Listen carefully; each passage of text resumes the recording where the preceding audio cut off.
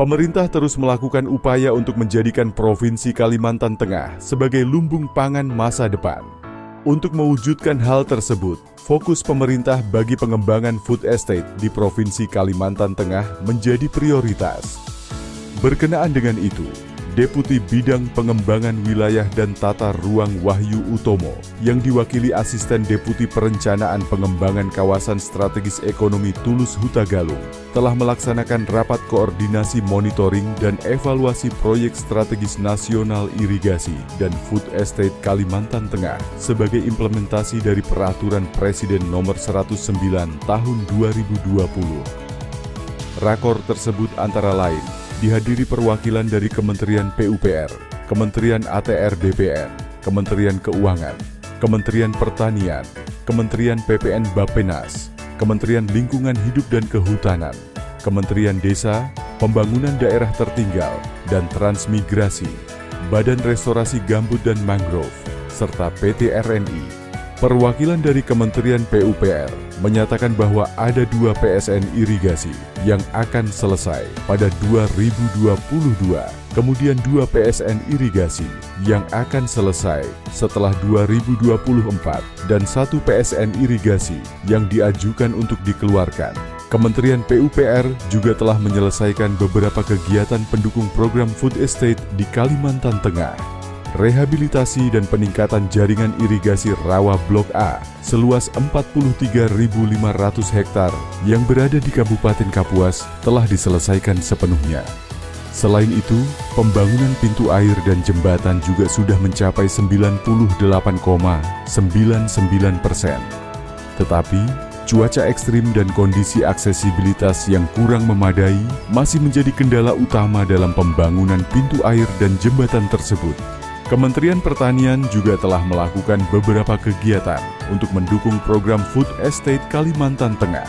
Kementan telah melakukan intensifikasi lahan seluas 13.519 hektar atau sekitar 95% dari target awal, dan ekstensifikasi lahan seluas 15.394 hektar atau sekitar 92% dari target awal.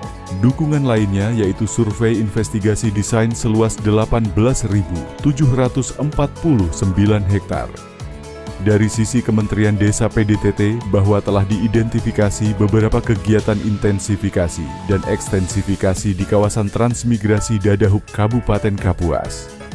Kegiatan intensifikasi tersebut meliputi peningkatan sarana prasarana guna mendukung usaha tani, peningkatan SDM, dan pemberdayaan masyarakat. Sedangkan, kegiatan ekstensifikasi meliputi perencanaan pemukiman, pembangunan pemukiman, penempatan, dan pembinaan transmigran. Terakhir, PT RNI telah menyelesaikan seluruh proses tanam di lahan Dam Farm Blok A2 Dadahuk dengan rata-rata produktivitas sebanyak 0,85 ton per hektar.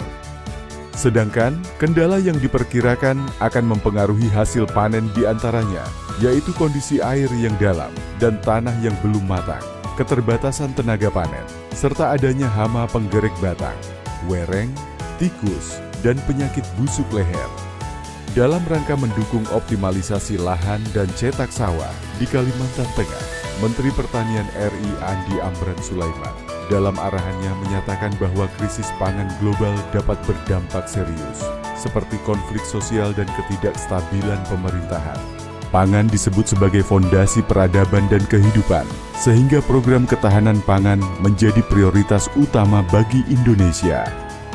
Dalam rangka menghadapi ancaman tersebut, Mentan menyampaikan bahwa pemerintah Indonesia telah meluncurkan program cetak sawah untuk mewujudkan swasembada pangan yang berfokus pada beberapa daerah strategis. Salah satunya yaitu Kalteng.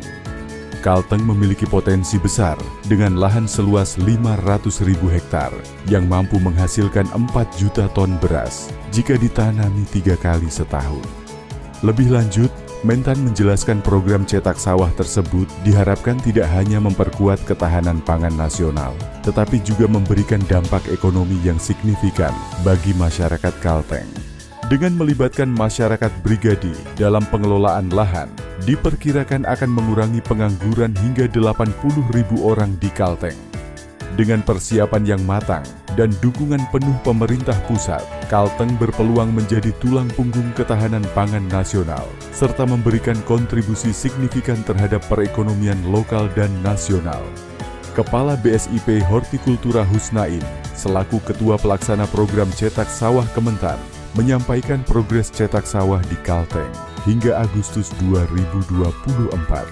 Berdasarkan hasil penapisan antara peta potensi lahan dengan RT/RW Provinsi, status kawasan hutan, KLHK, dan status pengusahaan tanah, ATR BPN, diperoleh lahan potensi pengembangan seluas 621.684 hektar.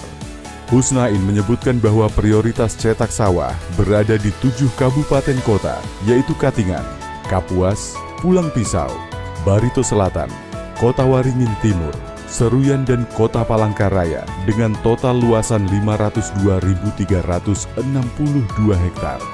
Sebagai tindak lanjut perencanaan cetak sawah, Husnain menerangkan perlu dilakukan beberapa hal, antara lain untuk lahan APL perlu mekanisme kerjasama petani dengan pihak ketiga dan cetak sawah dilakukan oleh petani TNI.